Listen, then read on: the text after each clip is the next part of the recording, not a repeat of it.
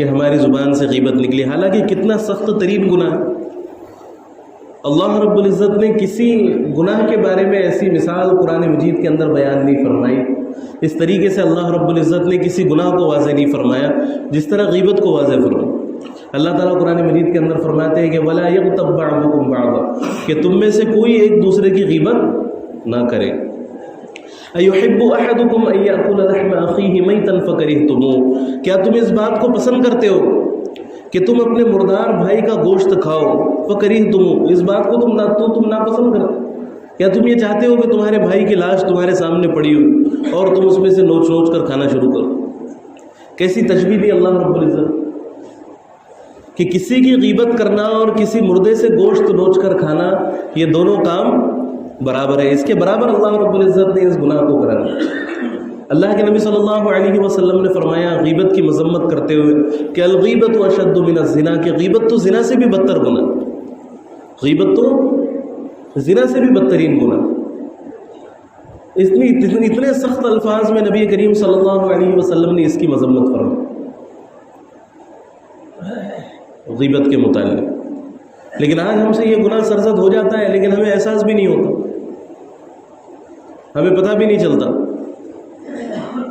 ہے نا۔ اور ابھی جو آیت آپ حضرات کے سامنے پڑھی گئی سورہ بنی اسرائیل کی کہ وَلَا تَقْفُ مَا لَيْسَ لَكَ بِهِ عِلْمٌ إِنَّ السَّمْعَ وَالْبَصَرَ وَالْفُؤَادَ كُلُّ أُولَٰئِكَ كَانَ عَنْهُ مسؤولا، کہ اس چیز کے بارے میں کوئی موقف قائم مت کرو جس کے بارے میں تمہیں علم نہ ہو، جس کے بارے میں تمہیں علم نہ ہو۔ ہم کسی چیز کے بارے میں تحقیق نہیں کرتے، کسی کے بارے میں تحقیق نہیں کرتے، اور بس جو منہ میں آیا اس کے خلاف بولنا شروع کر دیتے۔ تو جس کی بھی ہم نے غیبت کی ہے، اللہ تعالیٰ قیامت کے دن دونوں کو آمنے سامنے کھڑا کرے گا، اور اللہ رب العزت پوچھیں گے کہ بتا تو نے اس کے بارے میں ایسا کیوں کہا؟ کیا جواب دیں گے ہم اللہ رب العزت؟ ایک عالم تھے،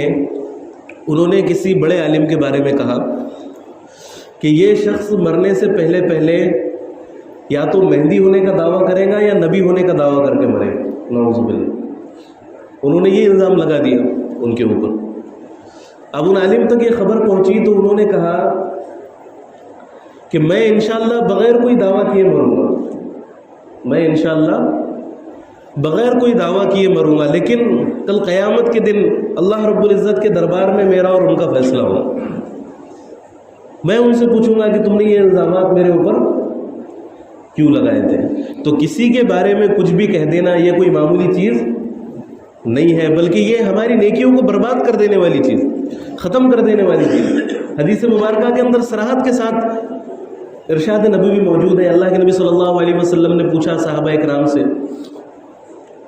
کہ اے میرے صحابہ بتاؤ کہ مفلس کون ہے؟ اے میرے صحابہ بتاؤ کہ مفلس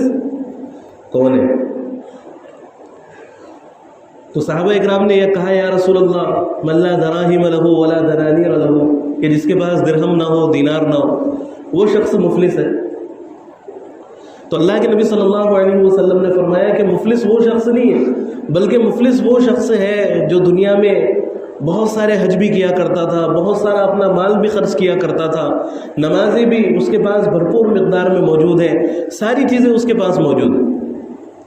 بہت نیک پرہیزگار تھا دنیا کے اندر، لیکن اس نے کسی کو گالی دی، کسی کی غیبت کی، کسی کا حق دبایا، کسی کی چغلی کی، ہے نا۔ تو قیامت کے دن اللہ رب العزت تو نیکیوں سے فیصلہ فرمائیں گے، اس وقت تو انسان کے پاس کچھ بھی نہیں ہوگا۔ اب کوئی شخص اگر ہزاروں حج بھی کر لے لیکن اس کے اندر حقوق و لباد کا خیال نہیں ہے، اللہ کے بندوں کی تکلیف کا وہ خیال نہیں کرتا، لوگوں کو تکلیف پہنچاتا ہے، تو پھر آخرت میں یہ سارے حج اس کو دے دینے پڑیں گے مظلوم کو۔ تو اللہ کے نبی صلی اللہ علیہ وسلم نے فرمایا کہ جتنی بھی اس کی نیکیاں ہوں گی اللہ تعالیٰ ان تمام کو بلائے گا کہ تو نے فلاں کو گالی دی تھی تو یہ تیری نیکیاں اس کے حوالے، فلاں کی غیبت کی تھی یہ تیری نیکیاں اس کے حوالے، فلاں کے مال پر قبضہ کیا تھا یہ تیری نیکیاں اس کے حوالے، یہاں تک کہ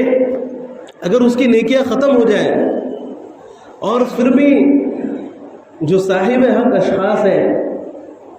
جن کے اوپر اس نے ظلم کیا تھا وہ لوگ پھر بھی باقی ہے، تو پھر اللہ رب العزت یہ معاملہ کریں گے کہ ان مظلوموں کے جتنے بھی گناہ ہوں گے وہ اٹھا کر اللہ رب العزت ان کے کندھوں پر ڈال دے گا، اس کے کندھے پر ڈال دے گا، اور پھر اسے گھسیٹ کر جہنم کے اندر پھینک دیا۔ اب یہ شخص کتنا عبادت گزار تھا، کتنی نیکیاں اس نے کمایا، لیکن ایک بھی نیکی بچا کر لے جا سکا؟ نہیں لے جا سکا۔ تو جب تک یہ چیزیں ہمارے اندر سے نہیں نکلیں گی تو ہم اپنی ایک بھی نیکی نہیں بچا سکتے، ایک بھی نیکی ہم نہیں بچا سکتے۔ جیسے دنیا کے معاملات میں ہم کرتے، کسی کو اگر خراب عادتیں ہو تو وہ کتنا بھی کما لے تو اس کا مال ضائع ہو جاتا، خراب عادتیں جب تک نہ چھوڑے، ہے نا، اس کا مال باقی نہیں رہتا۔ تو اسی طرح دین کے معاملے میں بھی کہ ہم کتنی بھی عبادتیں کر لیں، کچھ بھی کر لیں، لیکن اگر حقوق العباد کا ہم خیال نہیں رکھتے، حقوق العباد کا ہم لحاظ نہیں رکھتے، تو نہ ہم دنیا میں کامیاب ہو سکتے ہیں نہ آخرت میں کامیاب ہو سکتے ہیں، نہ دنیا میں کامیاب ہو سکتے ہیں نہ آخرت میں کامیاب